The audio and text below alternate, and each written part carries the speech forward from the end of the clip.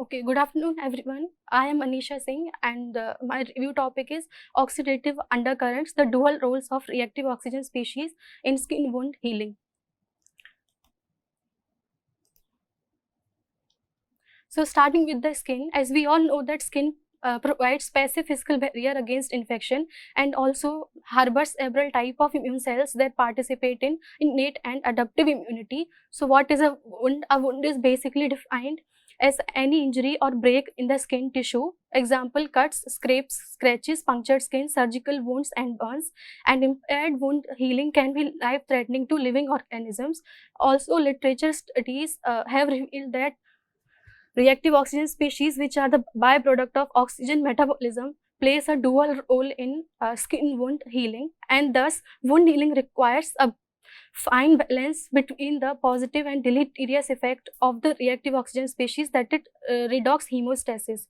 Also, under certain circumstances such as aging, immunosuppression, and diabetes, the wound healing process is observed to be delayed in humans. And present work shows that this delayed wound healing process occurs as a consequences of low concentration of antioxidants, which leads reaction involving the reactive oxygen species proceed unchecked and progressively lead to the tissue damage. Therefore, understanding and anticipating reactive oxygen species niche within a tissue can greatly enhance the potential to exogenously augment and manipulate the healing process. So, moving on to the process of wound healing, it is a process consisting of cascades of multiple processes that proceed sequentially. It is consists of 4 phases: hemostasis phase, in which a clot of the proteins is a temporarily clot of proteins is formed, and second phase is inflammatory phase, in which immune cells are activated, and these cells recruit cytokines and chemoattractants, and these cells recruits inflammatory cells such as neutrophils, which removes pathogens invading into the tissue.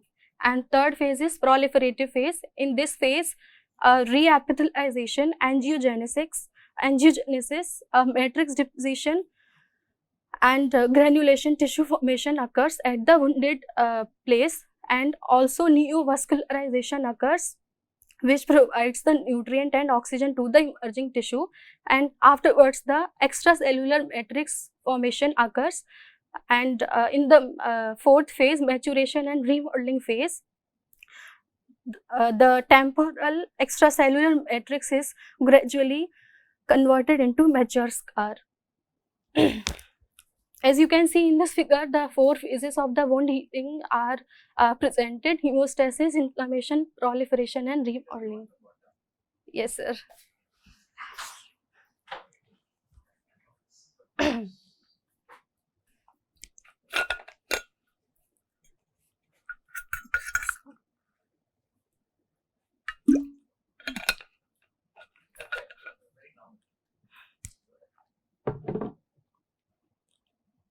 Okay, let's move on to the dual roles of reactive oxygen species in wound healing. Reactive oxygen species have positive and deleterious and negative effects in wound healing. In positive roles, during the inflammatory phase, neutrophils and macrophages produces great amount of superoxide radicals via phenomena respiratory burst, and also other cells such as fibroblasts produce reactive oxygen species with the help of NADPH oxidase. These reactive molecules help to clean the wound from invading bacteria and other microbes. Also, reactive oxygen species play some signaling roles along the all phases of the wound healing. And talking about the negative roles, at the low levels, hydrogen peroxide can inhibit the proliferation of keratinocytes, and excess reactive oxygen species can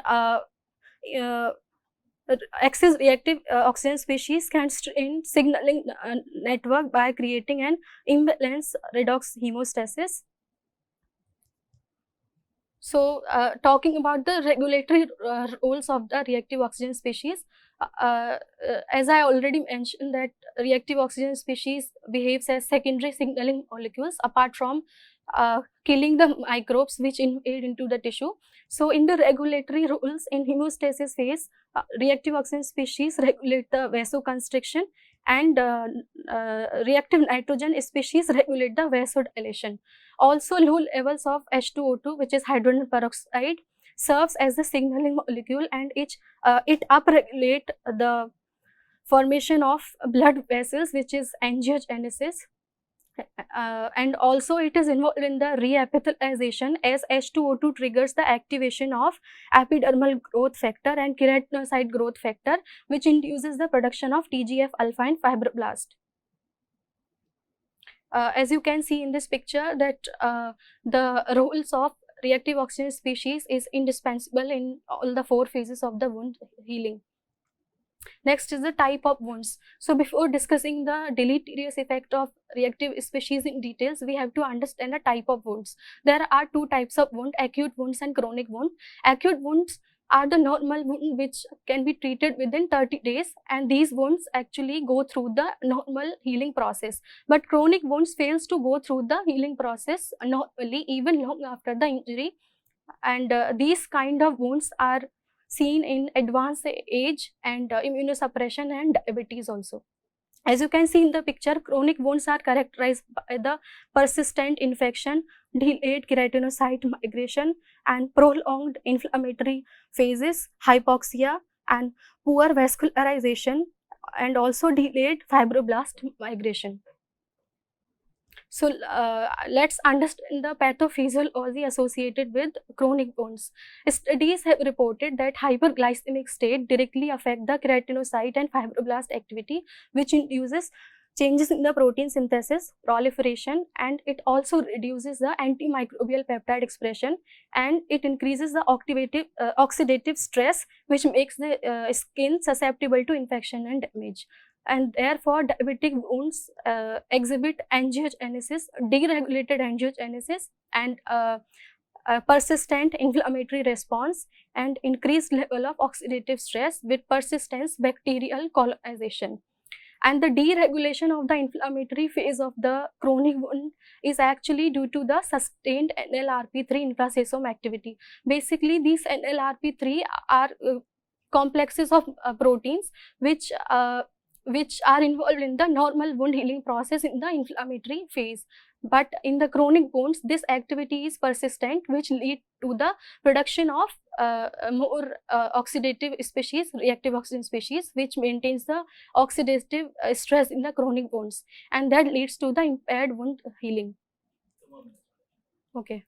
And another study have indicated that hyperglycemia activates the receptor for advanced glycation end product, which increases the activity of NADPH oxidase, and which also result in the increase of the reactive oxygen species. Additionally, excess reactive oxygen species produced as a result, they activate the transcription factors such as nuclear kappa B and also activator protein first, and these overactivation of nuclear factor kappa B and activator protein first, they activate the matrix metalloprotein, and the number increases, and they result into the destruction of the extracellular matrix, which is produced in the proliferative phase of the wound healing, and this also impairs the wound healing and leads to the chronic wound. So next is the antioxidant defense system. In normal wound healing process, the redox hemostasis is to be maintained. So to maintain that, there is antioxidant defense system also, which cells uses to maintain the redox hemostasis. So the antioxidant system comprises of 2 type of strategies: enzymatic and non-enzymatic strategies.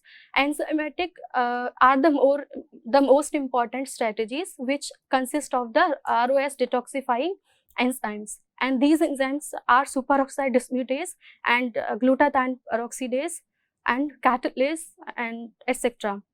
And expression of these ROS detoxifying enzymes is regulated by nuclear factor 2 transcription, which is also a transcription factor, which is upregulated in the normal wound healing process, but it is deregulated in chronic wound healing process.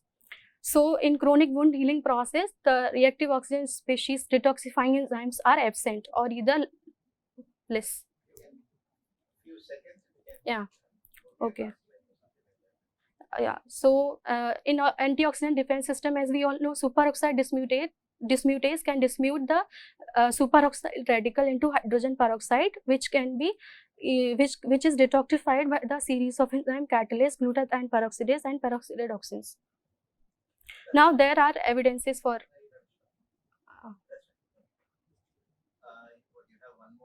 yes, sir. There are evidences for oxidative stress. That's it.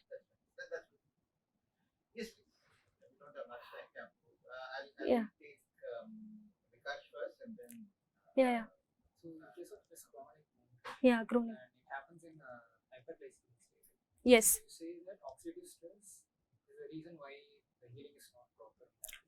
Uh, Basically, hyperglycemia causes the oxidative stress. Yeah.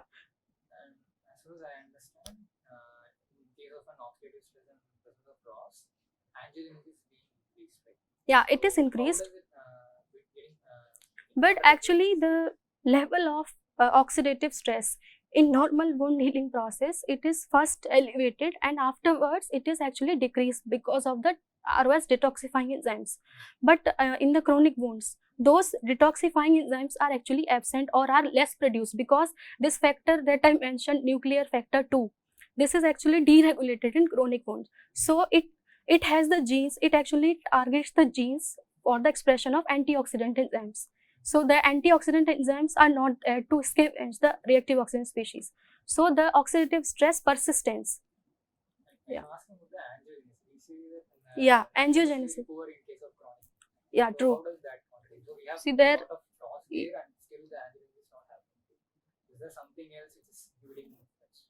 True. Yeah. Wait.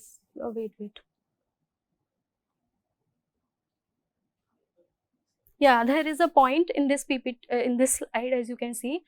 In a study, it is indicated that angiogenesis impairs with by the excess reactive oxygen species presence due to they actually initiate tumor necrosis factor alpha induced inflammation in the injured area. So they basically induces the injury in the injured area with the help of tumor necrosis factor.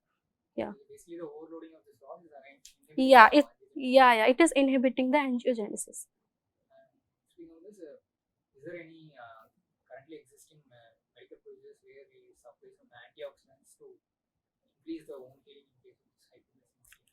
Yeah, there are studies, and instead of antioxidant also you can use reactive oxygen species also, like reactive nitrogen species.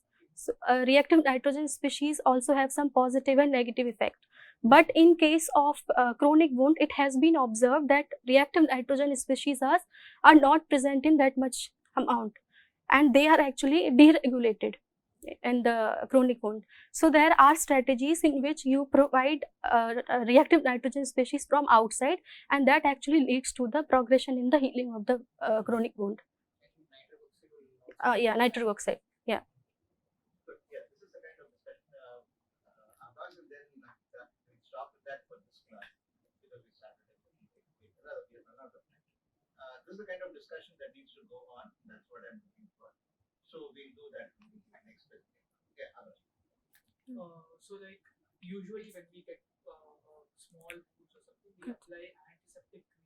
Mm-hmm.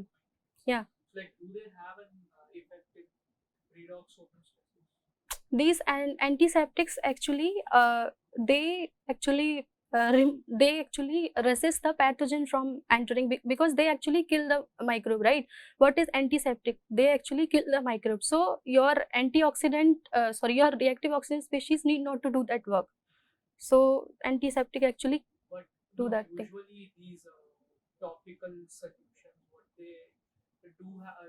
Yeah, there are.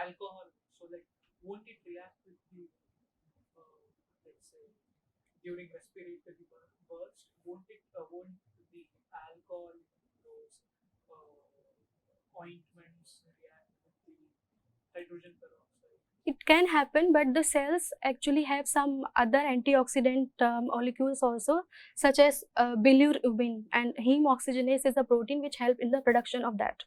So that actually compensate for that thing. Yeah. Ankita, today's last question. No, you can ask. I'll take the whole thing, not this whole thing. You need to ask. Yes, sir. How do you measure this ROS level? Like in case I have the wound here at A, so I need to know the because this beneficial law you mentioned that. Yeah, there are evidences for that. But if you take it from the blood over there, whatever you're trying to manipulate will go to the whole body, so that ROS can affect the other body functions also. So is it localized? They can affect, but the other cells also have the defense system against reactive oxygen species, right? So that defense system can compensate for that. And when you are talking about the measuring the concentration, there are because reactive oxygen species have short half-life, so you can't measure the concentration exactly in vivo.